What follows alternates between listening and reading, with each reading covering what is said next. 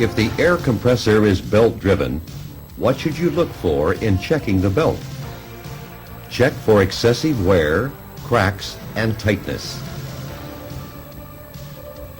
Before checking the free play and manual slack adjusters, you should park on level ground, chalk the wheels, and release the parking brakes. Since brake adjustment is so important, Centurion Video has a tape, Air Brakes, Check 'em, that shows how to check both manual and automatic slack adjusters. With a fully charged air system, the engine off, and the brakes released, what should be the maximum air leakage? For a combination vehicle or bus air brake system, 3 pounds per square inch in 1 minute, or for a single vehicle, 2 pounds per square inch in 1 minute. Then, applying 90 pounds per square inch, what is the maximum air loss after the initial air pressure drop?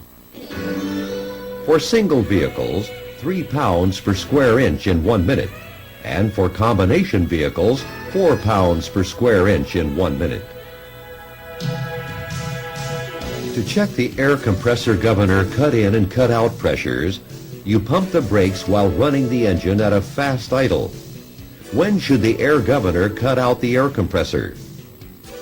At about the manufacturer's specified air pressure.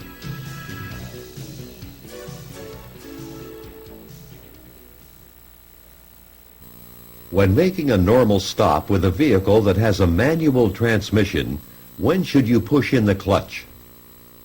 Don't push the clutch in until the engine RPMs are down close to idle. When making a very quick stop, you should brake so that you stay in a straight line and can steer. What is control braking? Also called squeeze braking. Put the brakes on hard without locking the wheels or turning the steering wheel, releasing the brakes if you feel the wheel sliding or if you need to make a steering adjustment. What is stab braking?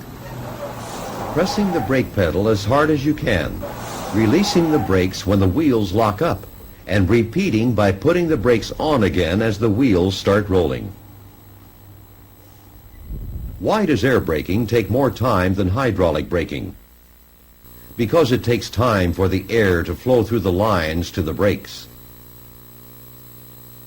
What is this delay, which can be up to a half a second, called? Brake lag. Perception distance and reaction distance and effective braking distance are the 3 factors that make up total stopping distance with hydraulic brakes. What is one extra factor with air brakes? Brake lag distance. On dry pavement at 55 miles per hour, about how much extra distance is added by brake lag? About 32 feet. What causes brake fade? Heat in the brakes as the drums heat and expand. How should brakes be used when driving down long grades? Shift into a low gear before the descent and go slow enough with a light, steady use of the brakes.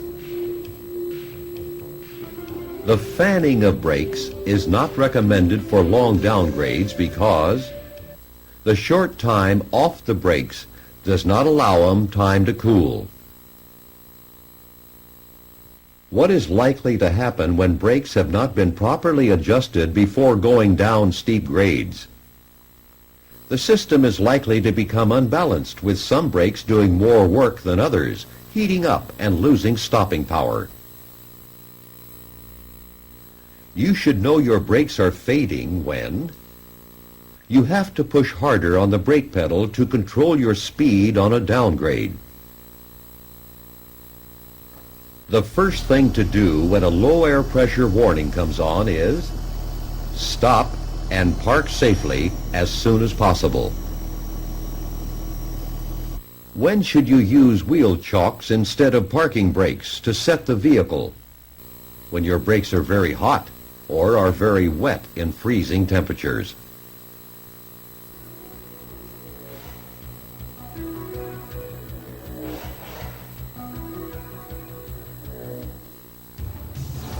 The commercial driver test devotes more time and questions to air brakes than to any other vehicle equipment.